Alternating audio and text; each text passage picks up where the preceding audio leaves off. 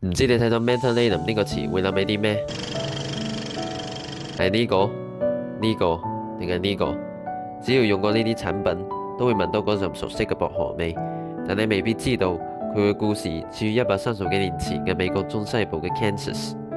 佢陪伴過無數人嘅童年，見證咗家庭嘅日常，都經歷咗企業嘅生死轉折。今日我哋將深入探索呢個品牌係如何從一間小藥廠成長為全球藥妝巨頭嘅。1889年喺美國 Kansas 嘅 Wichita， 一位年輕嘅藥劑師 Albert Alexander Hyde 創立咗一間名為 The Yucca Company 嘅小公司。最初就係賣啲番梘、洗髮劑、浴鹽等日用品，但係 Hyde 並不滿足於此。佢一直喺度諗緊如何研發一種真正有效、溫和、可以舒緩感冒、頭痛、肌肉酸痛等小病小痛嘅外用藥膏。佢嘗試咗幾十種植物提取物，終於喺1894年靈感突現，將具有清涼功效嘅 menthol 與天然石蠟膏 petrolatum 融合，製成咗一種具有舒緩、止痛、抗炎作用嘅藥膏。佢為呢款藥膏命名為 Mentholatum， 中文音譯為曼秀雷敦。1903年，公司總部遷往紐約州嘅布法羅市。Hyde 希望以呢個契機為跳板，打入更廣闊嘅市場。20世紀初，曼秀雷敦膏被出口至加拿大、南非、澳大利亞、印度乃至香港等地。佢嘅銷售秘訣之一係包裝設計非常之現代化，白底藍字搭配專業嘅護士形象，好快建立起安全、清潔、專業嘅公眾印象。特別係喺1920年代進入日本市場之後，曼秀雷敦產品風靡日本藥妝店，好快俾日常家庭納入常備藥箱。喺日本，曼秀雷敦唔單止係功能藥膏，更加係一種生活方式嘅象徵。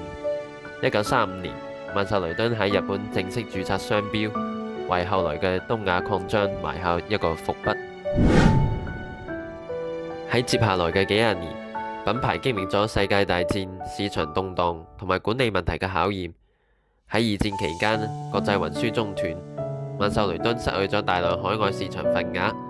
戰後，美國本土藥妝競爭日趨激烈，曼秀雷敦陷入咗增長瓶頸。與此同時，位於日本嘅大客戶羅敦製藥逐漸從代理商嘅身份成長為合作夥伴。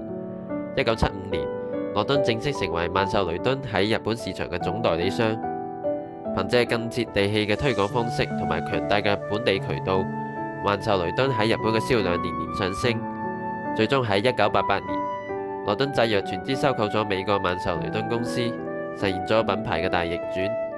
曼秀雷敦從一間瀕臨危機嘅老牌藥企，蛻變成為羅敦全球品牌戰略嘅重要一環。跨入21世紀，曼秀雷敦迎來咗品牌發展嘅新紀元。呢個品牌唔再係一個僅靠單一藥品生存嘅老字號，而係一個從藥妝起家、迅速崛起嘅現代護膚帝國，成功完成咗專業護理品牌向全渠道生活品牌嘅轉型。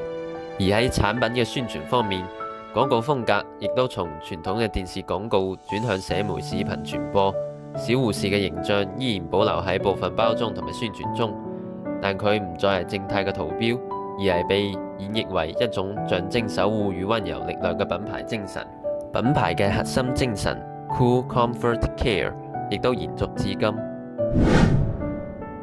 從一位藥劑師嘅實驗室到遍佈世界嘅藥妝連鎖，從薄荷膏到護膚眼藥水嘅全面佈局，曼秀雷敦用130幾年嘅時間完成咗一次品牌嘅涅槃重生。呢個唔單止係一個產品嘅故事，更係一段穿越3個世紀嘅人類生活史。